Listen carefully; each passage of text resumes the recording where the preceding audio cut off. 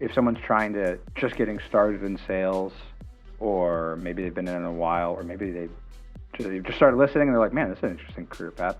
What would you, a piece of advice would you give them regarding that? Understand that you're in sales. If you don't like it or not, you're in sales.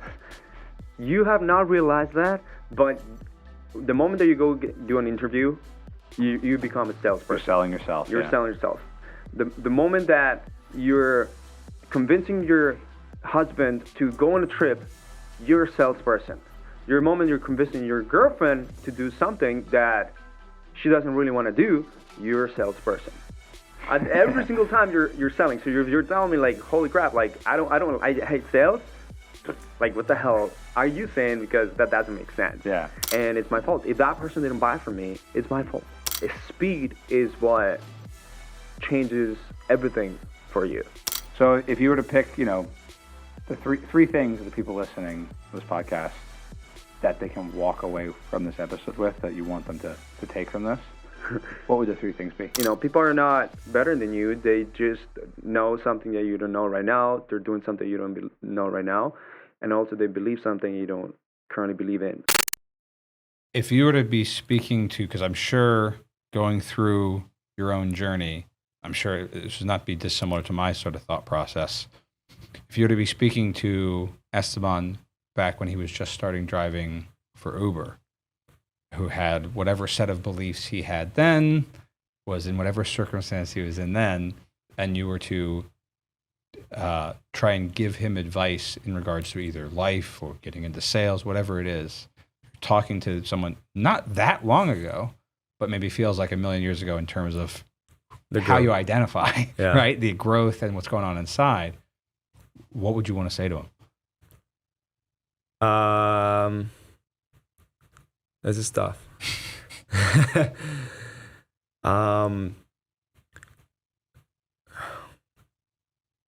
You have to understand that there's always a risk for you to fail. There's always a risk for you to not accomplish the things that you think is gonna be accomplished, and there's always a risk for something to go wrong. But what I've learned, what Esteban 3.0, because I went through 3 evolutions, have learned is that I love that. The faster you make decisions, the faster that you understand whether it worked or not, but also the faster that you already are ahead of yourself. Where you actually are ahead of the game of your own game. So speed is what changes everything for you. Investing in that program, getting that system, quitting the job, asking the girl out, right? Sending the DM, right?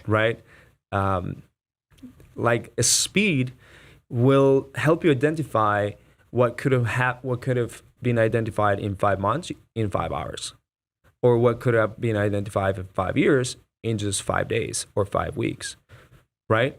So at that time, I did not identify that I had everything that it takes to run a successful business.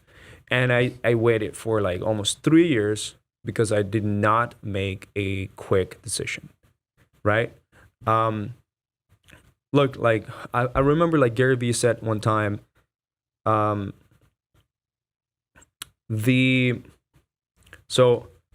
I don't know if this is even relevant, but patience and pressure, what happens in between is the diamond, right?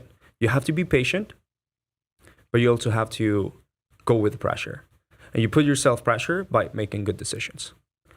And you're patient because you know that things are going to go and you're not going to like go into the depressing mode, or you're not going to cry about it. You know the things at some point are going to eventually, sort out themselves. But the pressure and pressure and patience is what creates a diamond. Because like pressure to the carbon, and it's a long time, right? That's what creates diamonds. Sure. So to create quick decisions, but be patient on the results and the outcome. 100%. If I can speed up how long it takes me to decide to quit that job, to decide to invest in this program, to ask that pretty girl out on a date, if I can just lower that barrier to action and at the same time embrace the mindset that the results from that require patience, Yes, that's where the diamond's made. correct. Love that. You're going to become a diamond. I love that. I'll put a little context for my own self. If I were to think about myself even before I got into sales at all, I was trying to become a computer programmer briefly. And one of the things while I was struggling at that I wish I could sort of just go back and give myself a message on would be, it sounds so naive to even sort of say it out loud, because I hadn't thought of this question before. This was sort of off the top of my head, is that I didn't realize that choosing to take personal responsibility for everything is the best way to have a better life. It's like I just didn't know that if I felt responsible for everything going wrong as well as everything going right, it's the best way to improve my life. I just didn't have that value. I felt like no one had told me, or if they had, I hadn't heard it, and if I could have just snapped my fingers sooner and had been like, oh, if everything going wrong is my fault, I can fix it, rather than going, oh, something's wrong and it's not my fault, boo-hoo. You're never going to learn. Yeah, you're never going to learn. Like, you're going to have the same behavior to the same circumstance, which means that you don't learn. If you have a different behavior for the same same circumstances, then you have learned. Like, even applicable in sales. Like, I was talking about optimization. If that person told me now it's my fault, like, I'm gonna go back to the sales conversation that is recorded. Always record your sales conversations, and I'm going to listen to my tonality, listen to my questions, listen to the time that I asked the questions, listen to like how much did I actually listen, actively listening. And it's my fault. If that person didn't buy from me, it's my fault. It wasn't until sales that I realized that. Yeah. And so by realizing that through sales, then I got to apply that to all the other aspects of my life. That was kind of like, for me, one of the biggest changes. So if you were to pick, the three things the people listening to this podcast that they can walk away from this episode with, that you want them to take from this, what would the three things be? Yeah. Socratic questioning, right? Make sure that you understand what are Socratic questions and use them in your daily life.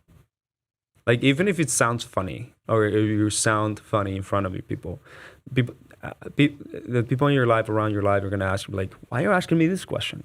I never thought about that. Or your mom, or your dad, or your, boyfriend, girlfriend, doesn't matter. And start applying sales in real life. That's the second one.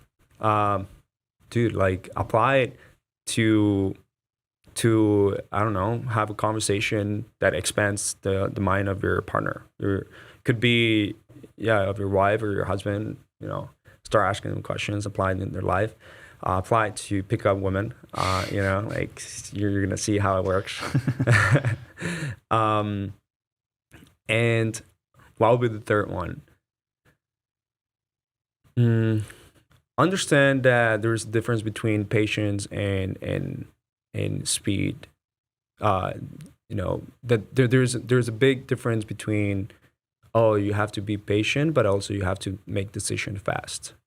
Yeah, right? I love that, which is that that was a big thing for me, which also is also something I've started doing and have seen more success since then, which is lowering my threshold to take action, but being patient on the results of that action. Yes. That's a huge, great lesson there. So for anyone inspired by your journey, what's like, if someone's trying to just getting started in sales, or maybe they've been in it a while, or maybe they've just started listening and they're like, man, this is an interesting career path. What piece of advice would you give them regarding that? Understand that you're in sales. If you don't like it or not, you're in sales. You have not realized that, but the moment that you go do an interview, you become a salesperson. You're selling yourself. You're selling yourself. The moment that you're convincing your husband to go on a trip, you're a salesperson. Your moment you're convincing your girlfriend to do something that she doesn't really want to do, you're a salesperson. And every single time you're selling. So you're telling me like, holy crap, like I hate sales. Like, what the hell are you saying? Because that doesn't make sense. Yeah. You are selling, you just don't believe it right now, you know? And people are not better than you. They just know something that you don't know right now. They're doing something you don't know right now. And also they believe something you don't currently believe in. So if you believe that every single day you're applying sales, and like how from Never Split the Difference, it says every moment is a negotiation, right? Chris Voss says that. Yeah. It's the right? same idea. Yeah. You're The selling same something thing. all the time. So now that you know that, so how can I do those things better now? How can I actually convince my husband to go to that trip that I always wanted? Become better at sales. God damn it. How do I close that girl that I saw, I don't know, in a restaurant or in a bar? And how do I take her number and ultimately take her on a date and, and so on? That's sales. And so on. Yeah. I don't want to go too deep, but Yeah. yeah, that's how it is. I love it.